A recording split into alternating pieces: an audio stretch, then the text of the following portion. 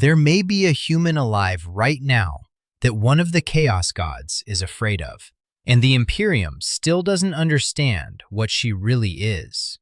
On the Ecclesiarchy Cardinal world of Ophelia II, inside the Convent Sanctorum of the Order of our Martyred Lady, a woman sits in a holding cell.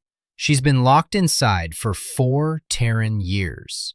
Her own sisters, the women she trained beside and fought beside, put her there. They couldn't determine what she was. Every test they ran came back inconclusive. Every prayer they offered over her body returned ambiguous silence.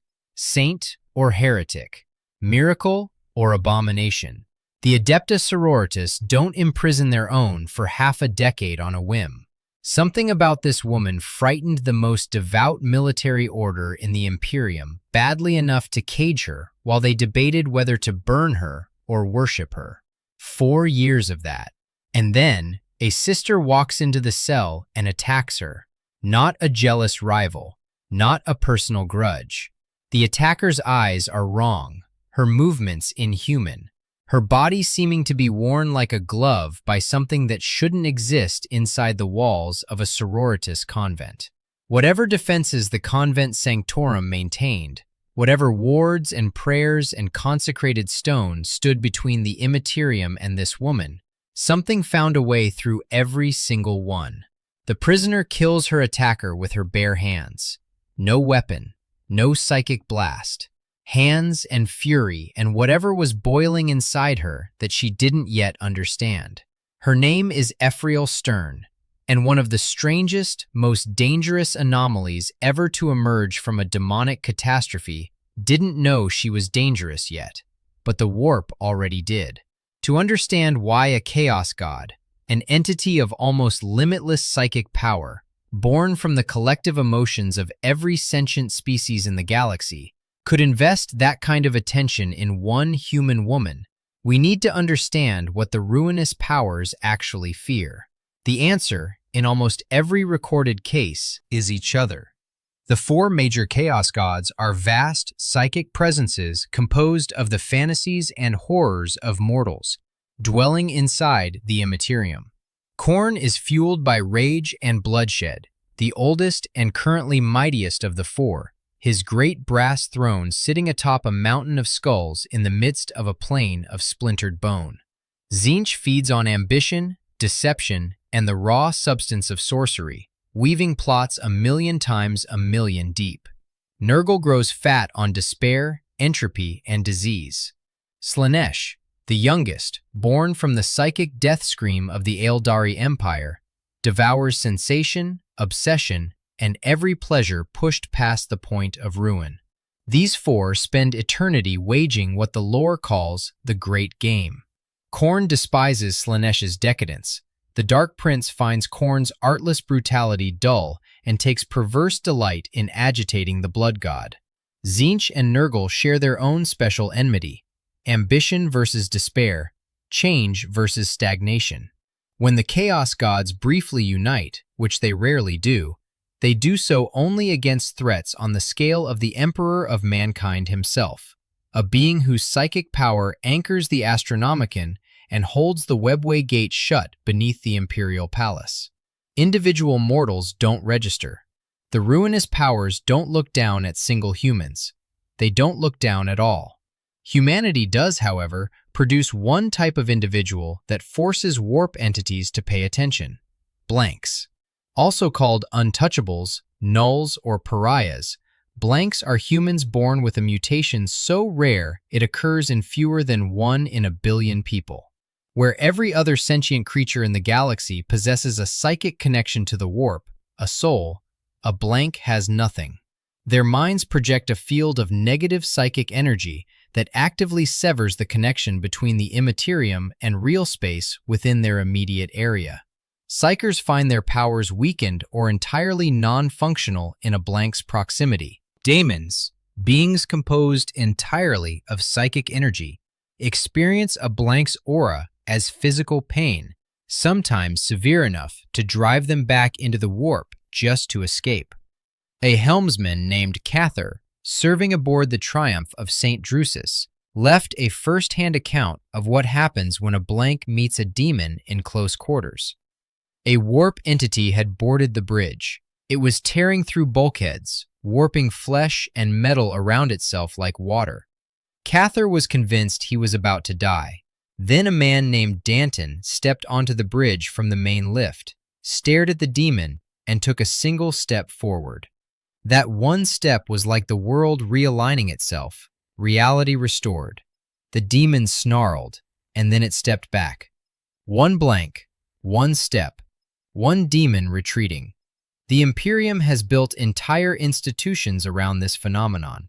The Calexis Temple of the Officio Assassinorum weaponizes blanks into walking anti-psyker killers capable of burning sorcerers' brains to ash with concentrated negative energy.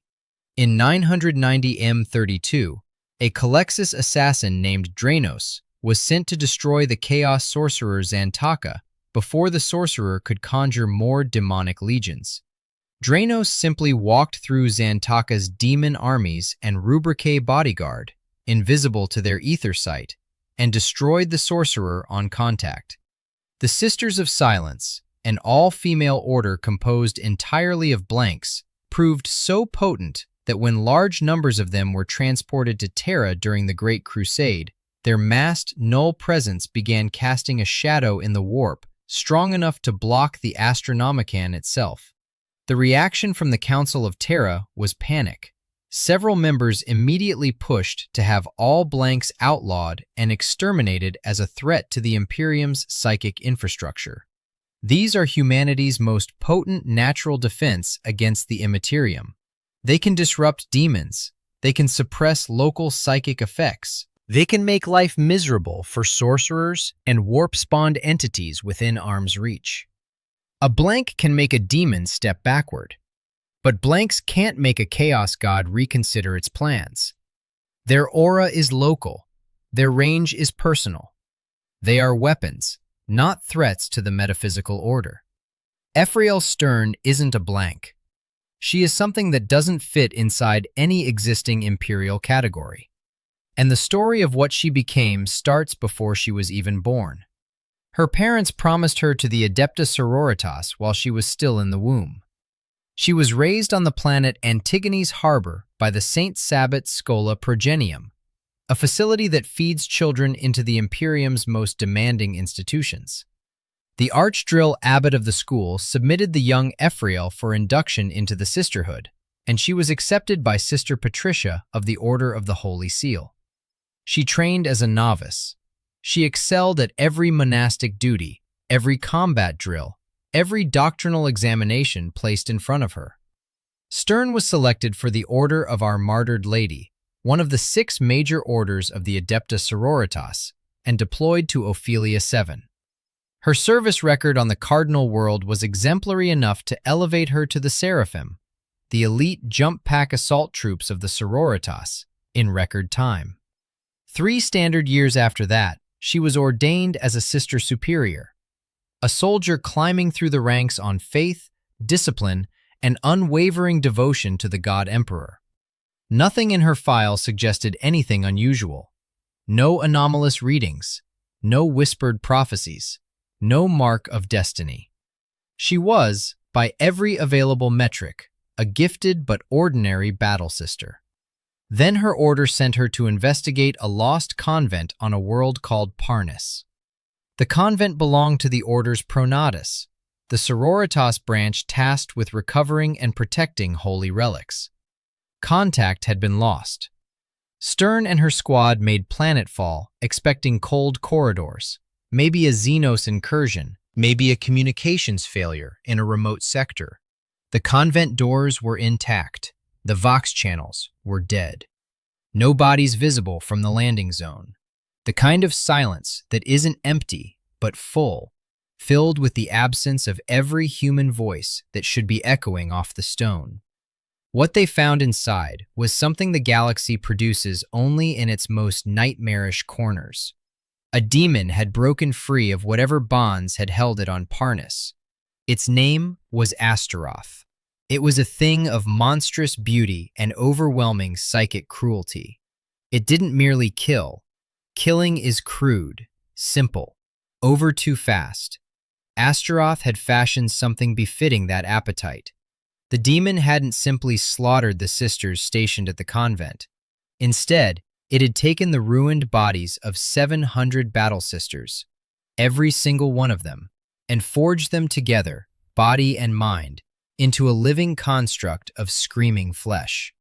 700 women fused into a single writhing mass, endlessly suffering, their torment feeding chaos in a way that individual deaths never could. Each sister could feel every other sister's pain. Every nerve ending in 700 bodies networked into one shared experience of sustained agony. Their mouths were still functional. Their voices still worked. 700 throats screaming in unison, broadcasting their shared torment into the warp like a signal fire.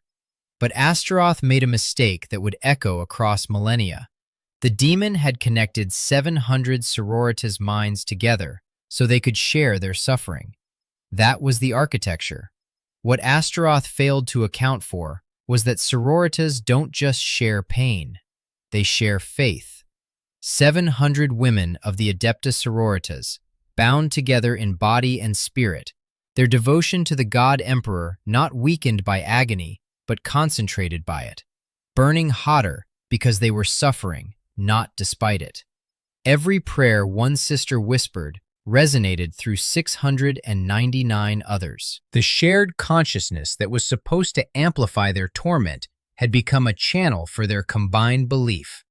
A psychic furnace, hidden inside the instrument Astaroth had built to glorify its master. When Astaroth moved against the investigation team, Ephrael Stern fell in battle. She died on Parnas. The 700 sisters inside the construct saw their opening. In a single coordinated act, they poured the full force of their combined psychic faith into Stern's cooling body and pulled her back from the dead. They filled her with the concentrated spiritual power of 700 devoted servants of the Emperor, lifetimes of accumulated prayer, belief, and devotion compressed into a single human frame. Then they masked the flare of her resurrection from Astaroth and its chaos servants, hiding the signal long enough to tell her one thing: run. One final act of protection. They erased her memory of the event. Whatever Stern was becoming, the trapped sisters ensured she wouldn't understand it yet, wouldn't draw attention to herself before the power had time to take root. She fled Parnas carrying abilities she couldn't access, knowledge she couldn't recall, and 700 women's worth of faith compressed inside one body that had been clinically dead minutes earlier. She arrived back on Oilia II as the sole survivor of the expedition. Her mind was barely intact. Her sanity was stretched to the screaming point. Her power was uncontrolled, unexplained, and deeply unsettling to every sister who came near her. The Order of our Martyred Lady examined her, found nothing they could explain, and locked her in a cell for 4 years while they tried to decide what to do with something they'd never encountered before. That cell is where the attack found her, not Astaroth itself, but an assault that reached through layers of consecrated stone and imperial faith to target one specific prisoner. And the crucial detail is that Stern hadn't publicly displayed the scale of what she'd become. She was caged, confused, amnesiac, and surrounded by the Adepta Sororitas. From any rational standpoint, she was contained, but something in the warp recognized her as a problem that needed to stop existing before anyone figured out what she carried inside her. Stern killed the attacker barehanded, and the incident generated enough alarm to attract the Inquisition. Inquisitor Silas Hand was dispatched to Ophelia II to investigate the sole survivor of the Parnas expedition. Hand wasn't gentle about it. He subjected Stern to the Inquisition's full battery of spiritual purity trials, psychic probes, doctrinal examinations, physical and metaphysical analysis conducted by people whose entire professional existence is devoted to identifying even trace-level warp corruption in a human soul. Weeks of testing, possibly months, the kind of scrutiny that breaks the merely innocent and exposes the subtly tainted. She passed every trial, uncorrupted, clean. Whatever was inside her didn't register as warp taint because it wasn't warp taint, not in any form the Inquisition's instruments recognized. Hand reinstated her within the order, restored her rank of seraphim and her position as Sister Superior. Then, not entirely satisfied that clean meant safe, he took Stern with him back to Parnas, back to the construct, back to where Astaroth's trap still pulsed with the living agony of 700 imprisoned souls. On that second expedition, the fallen sisters finished what they'd started. Whatever reserves of knowledge, power, and spiritual energy they'd held back the first time, hedging against the possibility that the first transfer might fail, that Stern might be captured, that the power might need to be delivered in stages, they released everything. Every remaining scrap of faith accumulated across 700 monastic lives. Every prayer ever spoken in 700 individual lifetimes of devotion. They transferred it all into Ephrael Stern and left themselves empty. Inquisitor Silas Hand didn't survive the expedition. He sacrificed himself to defeat Astaroth directly, banishing the demon back into the warp through an act that cost him his life. Stern vanished. Sole survivor of Parnas, again. What emerged from that world the second time was no longer the young Sister Superior who'd risen through the ranks on discipline and devotion. She was something the Imperium had never catalogued. Throughout the tortured galaxy, Ephrael Stern came to be known by many names: the thrice-born, the demonifuge, the heretic saint. She was stronger and faster than any of her sisters. She could unleash searing bolts of what the faithful called holy judgment against the enemies of the Emperor. Her abilities manifested in ways that looked supernatural, close enough to witchcraft that firebrand zealots within the Imperium immediately flagged her for destruction, and close enough to miracles that others whispered she was a living saint. In the 41st millennium, the distinction between those two judgments means the difference between canonization and the pyre. Hunted by the Imperium and the forces of chaos simultaneously. Both wanted her dead. The Imperium feared she was corrupted. Chaos feared she wasn't. The infamous sorcerer Ahriman of the Thousand Suns, one of the most powerful mortal practitioners of warp magic in the galaxy, a figure whose sorcerous ambitions have driven him to pursue forbidden knowledge across 10 millennia, attempted to capture and manipulate her. Stern escaped by stabbing herself in the heart. She died. And then the faith compressed inside her brought her back for the third time. 3 deaths, 3 resurrections, thrice born. Multiple factions with the resources to destroy her have tried. Demons attacked her on Parnas and again in her cell on Ophelia II. Ahriman moved against her on behalf of sorcerous ambitions aligned with Tzeentch. The Ordo Hereticus, the inquisitorial branch charged with purging internal heresy, issued formal kill orders. Chaos is the clearest recurring thread running through the hostile encounters. Astaroth was a demon, the cell attacker appeared demonic, and the origins of Stern's power traced directly to a demon's arrogance. Taken together, the pattern of pursuit looks less like coincidence and more like an anomaly provoking the same escalating response from the warp across widely separated events. But the pattern alone doesn't explain why Stern would concern a god, rather than merely annoy its servants. The Pariah Nexus is what elevates her from dangerous anomaly to something potentially existential.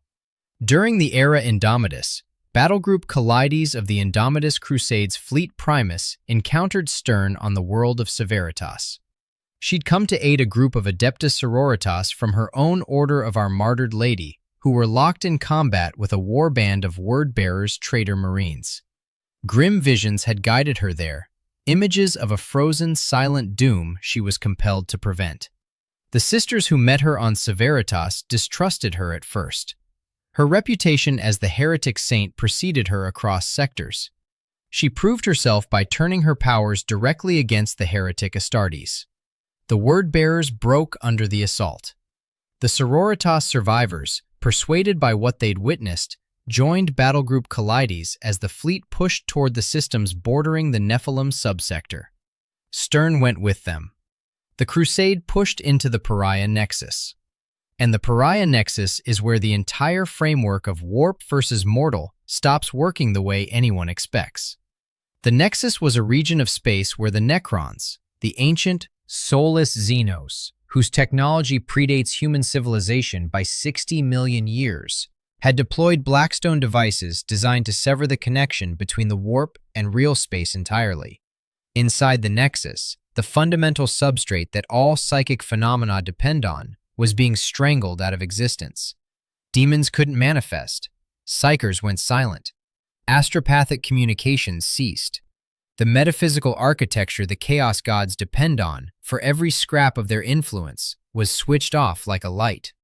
Standard warp-derived powers, sorcery, psychic abilities, demonic manifestation, collapsed inside the Nexus. That was the entire point. The Necrons developed this technology during the War in Heaven, the primordial conflict between the Necron tier and the old ones that predated the existence of the Chaos Gods themselves.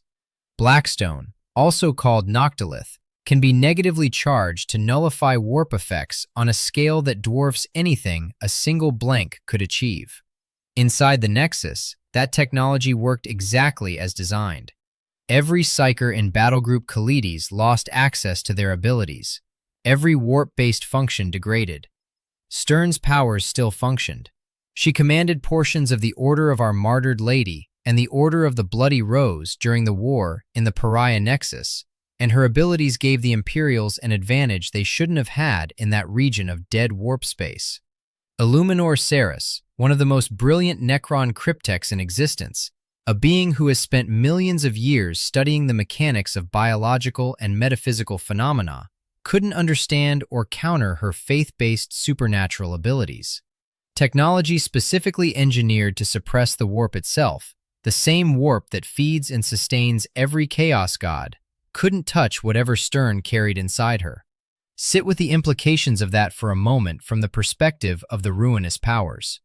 The Chaos Gods exist because of the warp. They are formed from it.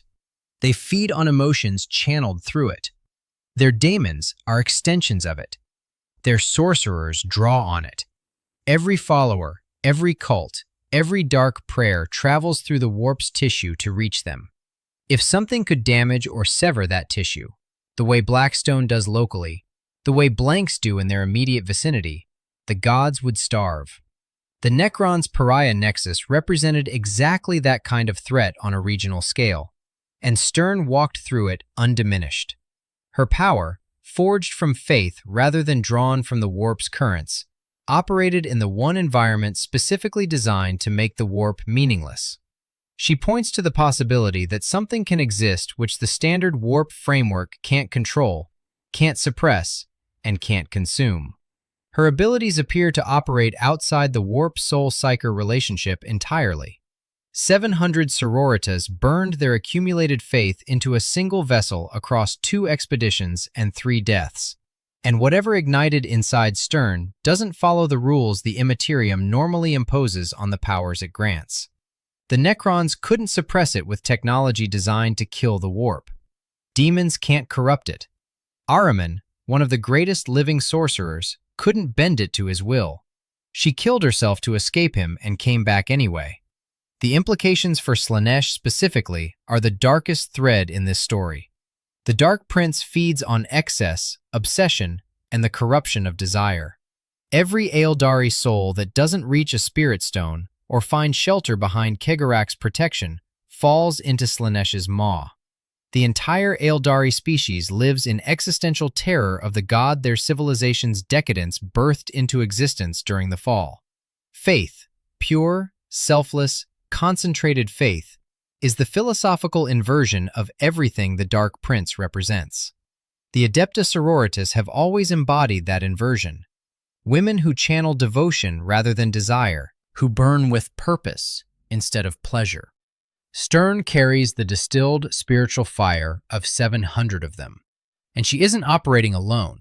She travels with a companion called Kiganil, an Eldari and former harlequin of the laughing god. Kegarak, the trickster deity whose entire existence is defined by eluding Slaanesh. Harlequins guard the Eldari's deepest secrets, serve as keepers of the Black Library, and answer to a god who plays an eternal shell game with the Dark Prince for Eldari souls. Kiganil abandoned his troop to walk at Stern's side. He brought her through dark paths into the webway and to the Black Library itself, the hidden Eldari repository of the most dangerous knowledge about chaos in the galaxy, and facilitated her contact with the Inari. The Inari are the Eldari faction devoted to awakening Ennead, the god of the dead. Ennead's explicit purpose is to challenge Slaanesh's claim on Eldari souls, to break the Dark Prince's monopoly on what happens when an Eldari dies unprotected. Stern, a human weapon forged from a demon's own miscalculation, has connected herself to the one alien faction in the galaxy whose defining mission is to diminish Slaanesh's power at its source. A mortal carrying the concentrated faith of 700 battle sisters. Powers that function where the warp itself is strangled. Access to the Black Library. An alliance with the Inari. All of it traceable to a single demon that thought it was building something glorious on a backwater world called Parnas. No canonical text puts the word terrified directly in Slaanesh's mouth. The Chaos Gods don't monologue about their fears on the page. But the pattern of demonic pursuit, the assassination attempt while she was still caged and amnesiac, the escalating convergence of hostile warp-aligned forces around a single individual across widely separated events, the fact that a demon inadvertently created the problem, all of it points towards something in the Immaterium that has identified Stern as a threat requiring elimination. The inference is strong.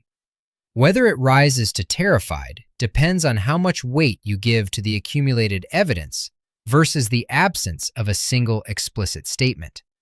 So where is she now? Trapped deep within Imperium Nihilus, the dark half of the galaxy, severed from the Emperor's light by the great rift that tore real space in two at the close of the 41st millennium.